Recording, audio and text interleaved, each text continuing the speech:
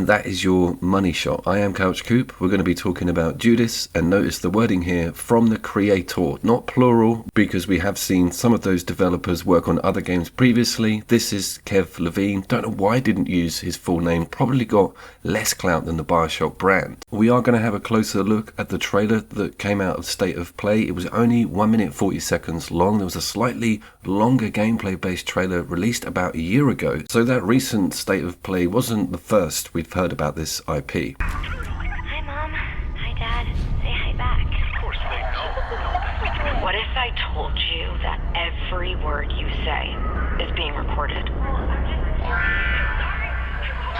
Every thought you've ever had. It's all mind war. I want to attempt to guess what the premise is with the story and this short trailer that we're given. Now, I think this is a satellite, obviously, that we saw at the start of the video, that previously handled entertainment for planet Earth, and they were actual real-life AI robots. You keep seeing AI mentioned in a lot of the error codes that are written on the screen on the bottom left, but it also points to an entertainment style Five Nights at Freddy's animatronic beings going haywire, which is an awesome idea.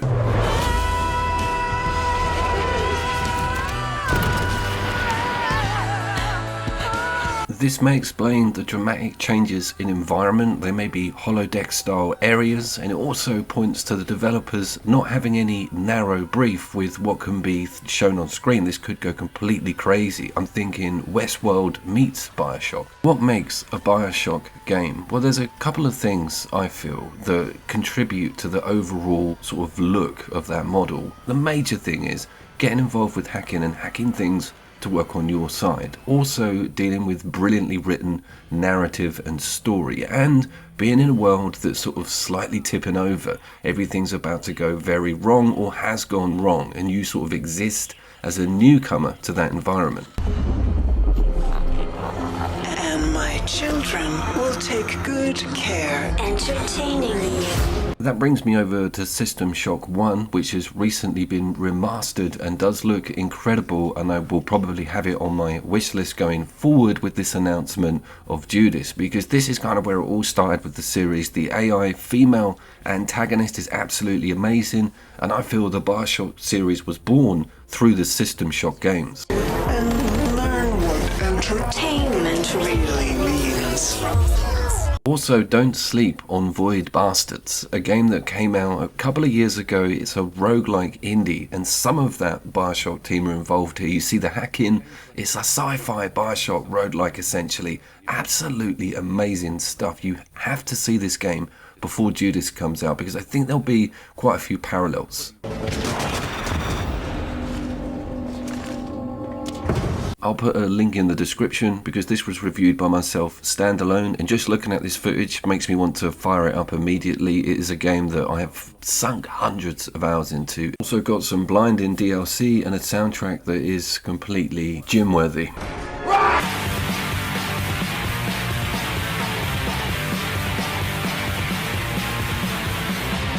Is dying.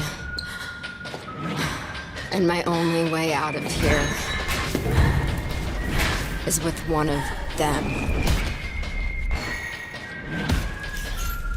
So this older trailer shows us a bit more, and we definitely do have hand-based plasmids. You can see a symbol on the back of her hand. She's talking about them, and it's focusing on a lot of these main characters we see in the previous trailer. The Western guy, the horse, he's doing a show at one point, and actual physical thumbs up likes coming at him from the crowd. So I think there's a duality here, with some of these antagonists technically working for you in later game, or some sort of Big Daddy arrangement where they're not always out to get you specifically.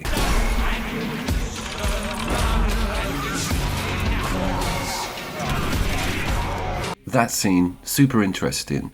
The android female seems to mount that gun and go after an enemy that was in the room, i.e. supporting you. So it's difficult to see what side of the fence a lot of these main characters are going to be on. They certainly are main characters, because they appear quite a lot in this trailer. People say I have this coming. Kev walked away from the BioShock series after BioShock 1 and then was asked back for BioShock 3, which you can totally tell because it's like a fresh look at the whole franchise. You're in the Sky City, everything is almost turned on its head, for want of a better expression. Kev's reason for leaving the project was that he feared for his sanity and marriage, which is fair enough. I wonder how much influence from his previous work is going to be pushed into Judas, whether or not he wants to move away from those directions or indulge in them even more. I feel it's the latter because of what we're seeing in this trailer. It's going to be the classic, awesome story, amazing enemy/friendly NPCs, and a rich lore and backstory that allows you to just get lost in the world. We kind of miss that, I think. It's been 10 years since we've had a decent BioShock game, and I also put a lot of focus on that Burial at Sea DLC. I thought it was incredible. Infinite, not so much, but that DLC was a real gift. The channel has a massive soft spot for the BioShock series, and I always go back to it. I did a 7 years later, a couple of years ago, and I also put a custom trailer together for Infinite because I feel it's not as weak as it was made out to be in hindsight.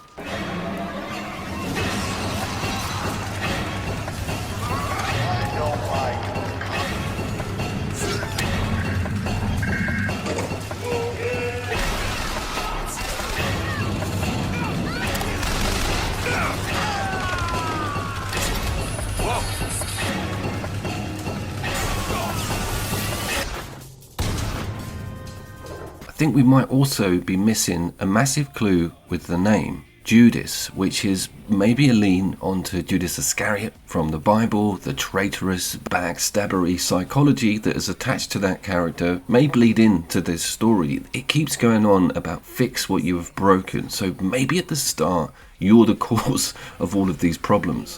And you know what? They're right.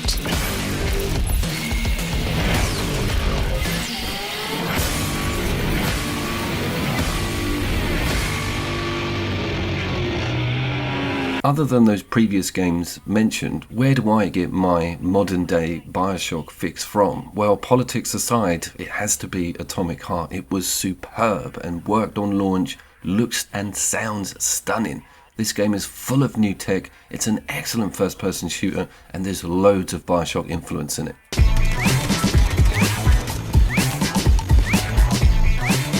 Detecting even more enemy signatures, Major. You're about to have a serious battle on your hands. Would you care for some more soda, comrade?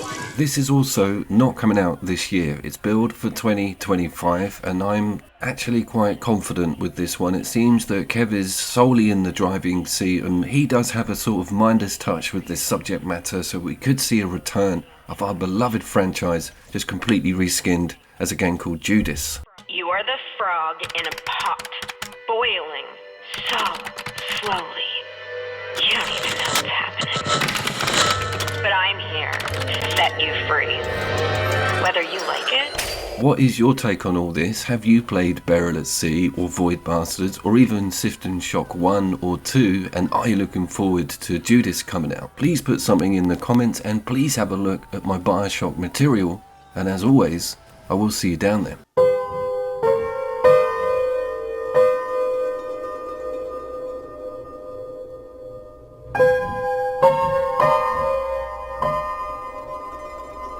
Elizabeth, I've made an arrangement to get our airship back. You can get us out of here. Yes, I just need to supply enough weapons to arm an entire uprising.